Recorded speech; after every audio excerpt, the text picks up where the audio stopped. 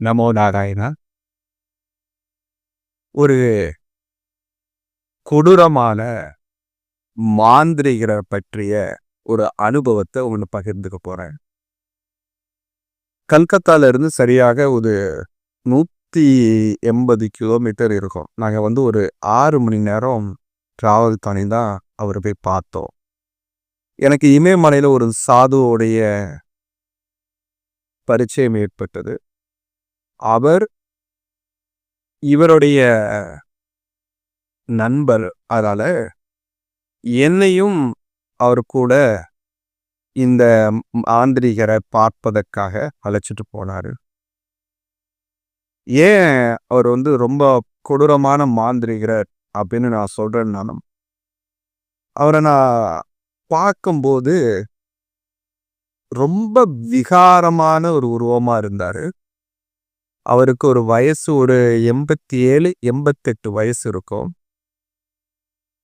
காளி உபாசகரா இருந்தாரு. ஆனா நம்ம ஊர்ல இருக்கிற மாதிரி காளியோடைய பேர் அல்ல.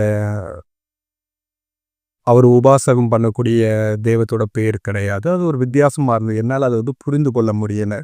பெங்காலியில தான் பேசிட்டு இருந்தாரு. ஹிந்தியும் பேசல. தமிழும் அவருக்கு தெரியாது. அதே மாதிரி அவருடைய ஆறாவை நான் பார்த்தேன்.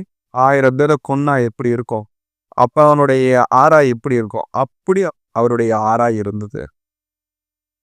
அவரு என்ன தூரத்துல இருந்து அவருடைய நண்பருடன் என்ன பார்த்த உடனடியா என்ன ஆசையா பக்கத்துல கூப்பிட்டாரு. பக்கத்துல போன உடனடியா அவர் பக்கத்துல என்ன அமர வச்சுட்டாரு. ஒரு மனிதரை பார்க்கும்போது அவங்களுடைய ஆறா எப்படி இருக்குன்ட்டு தெரிந்த பிறகு அவர்களோட நான் பழகுவது எனக்கு ஒரு வழக்கமா வச்சிருக்கிறேன். ரஜகுணம், தமோகுணம் இந்த 2 நிலை இருக்கக்கூடியவங்க கிட்ட இருந்து நான் விலகியே இருப்பேன். ஆனா இவருக்கு இந்த ரஜோகுணம் ரொம்ப அதிகமாகவே இருந்தது. இவர்கிட்ட சாத்விக குணத்தை நான் அவருடைய ஆறாக நான் பார்க்கல. அவர் என்ன பக்கத்துல அமர வச்சுக்கிட்டாரு. அமர வைக்கும்போது அவரு பெங்காலியில பேசிட்டு இருக்கிறாரு. எனக்கு அது புரியவே இல்லை. என் பக்கத்துல இருக்கக்கூடியவர் எனக்கு தெரிந்த மொழியில, அதாவது கொஞ்சம் கொஞ்சம் ஹிந்தி தெரியும். அதனால அந்த ஹிந்தியில எனக்கு மொழிபெயர்த்துக்கிட்டே வராரு. தம்பி நீ எந்த ஊரு அப்படின்னு கேட்டிருக்காரு. நான் உடனடியா தமிழ்நாடு அப்படின்னு. அவர் உடனடியா என்னோட சோல்டர்ல அப்படி தடை விட்டுட்டே இருக்கும்போது, அதுக்கப்புறம் நான் என்ன பண்ணேன்னா, இவர்கிட்ட இருந்து கொஞ்சம் விலகி இருக்கணுங்கிறதுக்காக நான் கொஞ்சம் விலகி இருக்க ஆரம்பிச்சேன். விலகி இருக்கும்போது இவங்க 2 பேரும் உரையாடிட்டு இருந்தாங்க. அன்னைக்கு பொழுது அப்படியே போயிட்டு இருந்து இரவு அவர் நிறையா மண்டை ஓட வச்சு பூஜைகள் பண்றது, அதுக்கப்புறம் நிறைய பலியிடுவதற்கான மிருகங்களை வைத்து பலியிடுவது, இந்த மாதிரி நிறைய சடங்குகளை பண்ணிக்கிட்டே இருந்தாரு. அவருக்கு ஒரே ஒருத்தர் அசிஸ்டண்டா இருந்தாரு. அவர் ரொம்ப ஒல்லியா, ரொம்ப ஒல்லி தேகம் உள்ள ஒரு வாலிப பையன் தான். அவருக்கு ஒரு 32, 30 வயசுக்குள்ள இருக்கும். அவர் அவருக்கு அசிஸ்டண்டா இருந்தாரு. ஒரு நாள் அவர் கூட நான் காலத்தை ஓட்டுறதே எனக்கு ரொம்ப ஒரு மாதிரி இருந்தது. ஏன்னா எப்போ பார்த்தாலும் பார்த்தீங்கன்னா, அங்கே அந்த ரத்தத்தோட நாத்தம் எனக்கு தெரிஞ்சுக்கிட்டே இருந்தது.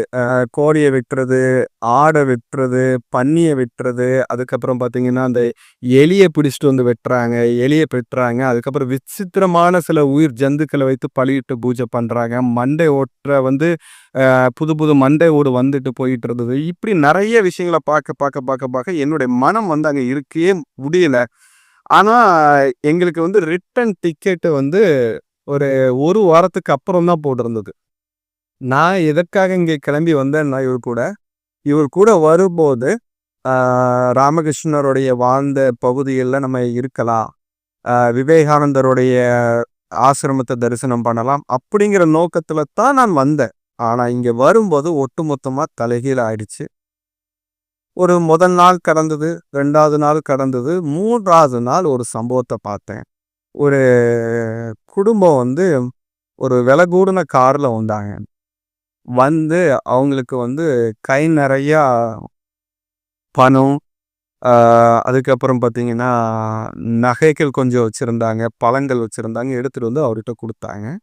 கொடுத்து அவர்கிட்ட ஆசீர்வாதம் வாங்கினாங்க. ரொம்ப சந்தோஷமா சிரிச்சு பேசிக்கிட்டு இருந்தாங்க. பேசிட்டு அவங்க கிளம்பிட்டாங்க. ரொம்ப சந்தோஷமா இருந்தாங்க. எனக்கு ஒரு சந்தேகம் வந்தது. இவ்வளோ பலியிடுறாரு. ஆனா இவங்கள பார்த்த உடனே அவங்க வர்றவங்க எப்படி இவங்கள்ட்ட சந்தோஷமா ஆசீர்வாதம்லாம் வாங்குறாங்க அப்படின்னு எனக்கு ஒரு சந்தேகம் வந்ததுனால என் கூட இருக்கிறவர்கிட்ட என்ன பேசிக்கிட்டாங்க அப்படின்னு கேட்டேன். அப்பந்தான் ஒரு விஷயம் சொன்னாரு. இந்த 2 பேர் வந்திருந்தாங்கல்ல, இவர்களுடைய உறவுல இருக்கக்கூடிய உறவுக்காரருடைய மனைவி கர்ப்பமா இருக்கிறாங்க. அந்த கர்ப்பமா இருக்கக்கூடிய கருவ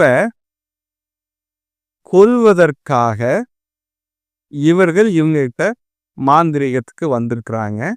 இவரு அத சரியானபடி செய்து குடுத்துட்டாரு. அதனால அவங்க பணம்லாம் கொண்டு வந்து குடுத்துட்டு, இவரு பெரிய ஆசீர்வாதம் வாங்கிட்டு போறாங்க அப்படின்னு. இத கேட்டதுலேருந்து எனக்கு தக்கு தக்கு தக்கு தக்கு தக்கு அது இப்படி ஒரு இடத்துல நம்ம மாட்டிக்கிட்டோமே. இப்படி இப்படி ஒரு கொடூரக்கிட்ட மாட்டிக்கிட்டோம்னு எனக்கு ரொம்ப ஓடிக்கிட்டே இருந்தது. நான் எப்படியாவது அங்கேருந்து கிளம்பணும் கிளம்பணும் கிளம்பணும் கிளம்பணும்னு இருக்கும்போது 4வது நாள் அவர்கிட்ட உரையாடுவதற்கான ஒரு வாய்ப்பு எனக்கு கிடைச்சது. எதுக்காக கிடைச்சதுன்னா, அவர் என்ட்ட என்னை பத்தி தெரிந்து கொள்வதற்காக முயற்சி பண்ணாரு. அப்போ நான் அவர்கிட்ட உரையாடுறதுக்கு போகும்போது யார் என்னோட சாது மொழிபெயர்த்துட்டு இருந்தாரு. அப்போ நான் அவர்கிட்ட இந்த கேள்வியெல்லாம் கேட்கணும்னு நினைச்சிட்டு, அந்த கருவ கொன்றிருக்கீங்களே, அது சரியா தப்பா அப்படின்னு கேட்டேன். அவரு ரொம்ப நேரம் சிரிச்சார். சிரிச்சுக்கிட்டு, இதுவரைக்கும் என்கிட்ட யாரும் இப்படி கேள்வி கேட்டது கிடையாது. வருவாங்க, அவங்களுக்கு வேலை கிடக்கணும்னு வருவாங்க. அதை நான் செய்து கொடுப்பேன். 2வது என்கிட்ட கத்துக்கிறதுக்கு வருவாங்க. நான் அவங்களுக்கு கத்துக் கொடுப்பேன். ஆனா யாருமே என்கிட்ட எதிர்த்து கேள்வி கேட்க மாட்டாங்க. ஏன்னா என் மேல இருக்கக்கூடிய பயம். ஆனா நீ ரொம்ப சிறுவனா இருந்துகிட்டு இந்த கேள்வி என்கிட்ட கேட்டுட்ட. உன்னை நான் முதல்ல பாராட்டுறேன் அப்படின்னாரு. இது எனக்கு அவர் மொழிபெயர்க்கும் போது எனக்கு அதுல ஒரு சந்தோஷம் எனக்கு தெரியல. இவரு பாராட்டி எனக்கு என்ன நடந்துட போகுது அப்படிங்கிறதுனால நான் அதை சந்தோஷப்படலை.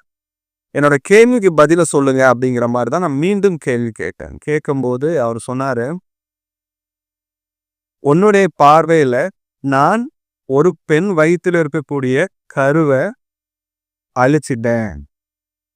அதாவது கரு வயிற்றில் இருக்கும்போது கொண்டுட்டேன் அப்படின்னு ஒரு கொலைகாரனா பார்க்கிறேன். ஆனா இந்த கொலைகாரனை இந்த கொலையை செய்ய சொன்னதை யாருன்னு பார்க்கணும் முதல்ல. அவர்களுடைய எதிரி வயிற்றுல கொல்வதற்காக என்கிட்ட வந்தாங்க. நான் அவர்கள் சொன்னதை நான் செய்தேன். அதனால இது எனக்கும் அதுக்கும் பொறுப்பு கிடையாதுன்னாரு. நான் உடனே கேட்டேன், யாரு சொன்னாலும் ஒரு வயிற்றுல கூடிய கருவை கொல்லலாமா அப்படின்னு மீண்டும் கேட்டான். அப்ப அவர் என்னும் சொன்னாரு, நான் மாந்திரீகத்துல 60 வருஷமா இருக்கிறேன். இந்த 60 வருஷத்துல நான் ஒரு விஷயம் மட்டும் உனக்கு சொல்ல விரும்புறேன். நான் அந்த கருவை கலைச்சிருக்கிறேன்னா, நான் அதற்கு ஒரு காரணமா இருக்கிறேன்னா, அந்த கருவை உருவாக்குனதுக்கான தகப்பன் ஒருத்தன் இருக்கான்ல, அவன் செய்த பாவம்னு ஒண்ணு இருக்குல்ல, அதற்கான தண்டனை என் மூலமாக நடத்தப்பட்டிருக்கு. அதாவது அந்த கரு உருவானவருடைய ஹஸ்பண்ட் இருக்காருல்ல, கணவர் இருக்காருல்ல, அவரு ரொம்ப பாவம் செஞ்சுக்கிட்டே இருந்தார். அதாவது அடுத்தவங்களுடைய சொத்து மேல அவருக்கு ரொம்ப ரொம்ப ஆசை இருந்துதான். எல்லாருடைய சொத்தை அபகரிக்கிறதுக்காக என்னென்ன வழிகள் இருக்கோ அதெல்லாம் செய்வாராம். சுயமா சம்பாதிக்கணும் அப்படிங்கிற எண்ணம் அவர்கிட்ட துளியும் கிடையாது. அடுத்தவன் எப்படியாவது சொத்து சேர்த்து வச்சிருக்கானோ அதுல போய் அபகரிக்கணும், அடுத்தவங்க லேண்ட்ல போய் அமர்ந்து உட்கார்ந்து அதை பிடிச்சிக்கணும் அப்படிங்கிற புத்தி அவருக்கு இருந்ததுனால தான் நான் செய்த இந்த ஏவல் மூலமாக அந்த கரு கலைந்தது. அதற்கு முக்கிய இன்னொரு காரணம் அவருடைய தகப்பன் செய்த பாவத்தினால்தான் நான் அதை செய்வதற்கான ஒரு காரணமானே தவிர நான் முழுமையான காரணமும் கிடையாது. தகப்பன் தப்பு பண்ணியிருக்காரு நீங்க சொல்றீங்க, அந்த தாய் எந்த தப்பும் பண்ணலையே அப்படின்னு நான் கேட்கும்போது, நீ சொல்றது உண்மையான வாஸ்தவம் தான். தாய் எந்த தப்பும் பண்ணவே இல்லை, எல்லாமே தகப்பன் பண்ணினதுதான். ஆனா அந்த தாய்க்கான அந்த பெண்ணுக்கான ஒரு வாழ்க்கை கண்டிப்பா, அந்த பெண்ணுக்கான ஒரு கரு கண்டிப்பா உருவாகும். ஆனால் இந்த பாவியால உருவாகக்கூடிய கருவால அந்த பெண்ணுக்கு கண்டிப்பா எப்பவும் பிரச்சனை வரும் அப்படின்னு சொல்லிட்டு முடிச்சுட்டாரு. இதை நம்ம கேட்கும்போது நாம ஏதோ கடவுள் மாதிரியும் நாம ஏதோ தர்மத்தையும் அதர்மத்தையும் நிலைநிறுத்துற மாதிரி நம்மளுக்கு தோணும். இருந்தாலும் இது பெரிய பாவம் அப்படின்னு நான் அவர்கிட்ட நேரடியாவே சொன்னேன்.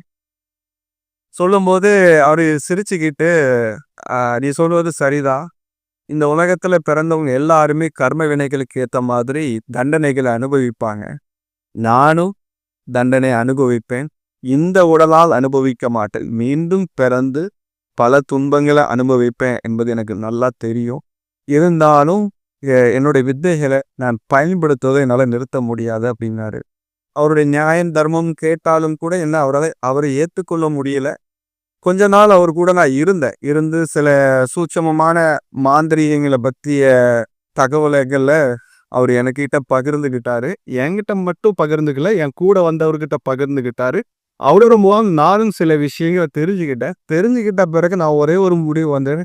இந்த மனிதன் மாதிரி எக்காரணம் கொண்டு யாருக்கும் தீங்கு செய்யக்கூடாது அப்படிங்கிறத நான் தெரிஞ்சுக்கிட்டேன். மனிதர்கள் சக்தி கிடைத்த பிறகு இந்த தர்மம் அதர்மம்ங்கிறதுக்கான தீர்வு சொல்வதற்கு தானே முன் வர ஆரம்பிச்சிடுறாங்க.